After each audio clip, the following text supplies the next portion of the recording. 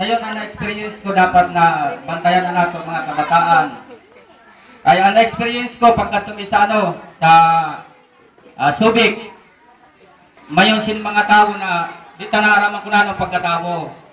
Indrarani ang mga saragay na bata.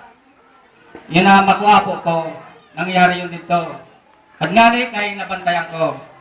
Kaya mga magurang, dapat bantayan tayo ni nato mga kabataan. Ang sayo pa, nagbabatog pa lang sila sa pag-eskwela. Dapat, suportahan ka. Ay sabi nga sa Patalas-Tasan Act, first impression last. Kaya ini, primero pa lang ini, na pag tungtong sang kabataan sa eskwelahan. Kung pabayaan tayo ni, matatanong sa isip nila, nakita ng magurang, direct desidido pagpa-eskwela sa kanila. Ang para sa mga magurang man, na kung pwede, kung may surat na masugat, may meeting, anato bata, direct na ihatag sa kararanita. Kundi kita mismo ang mag-attender. Kung may pang-meeting man. Kay medyo na, sayo yun na frustration sa bata. Kung direct na pagsunodon ang kanila kagustuhan, maski pag-attender man lang sa eskwelahan. Nang sayo pa,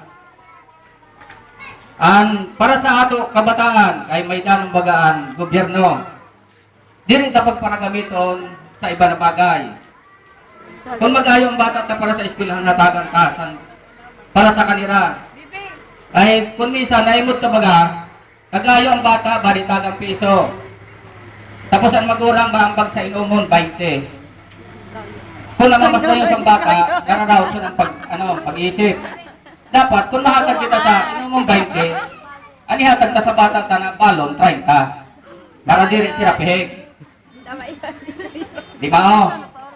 Kaya para sa mga bata, pahalagahan man iyo ang iyong magurang. Kay siguro, pagkatao sa lagabi, di pa yung maturog, kay mahing mo paghimo singkalo para pagkaaga. Ibaralo niyo. Ha? Naintindihan niyo? Nakasabi? Ay, very good.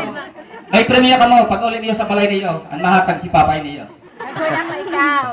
Salamat doon, yun lang. Diyos marahay na aga sa iyo entero.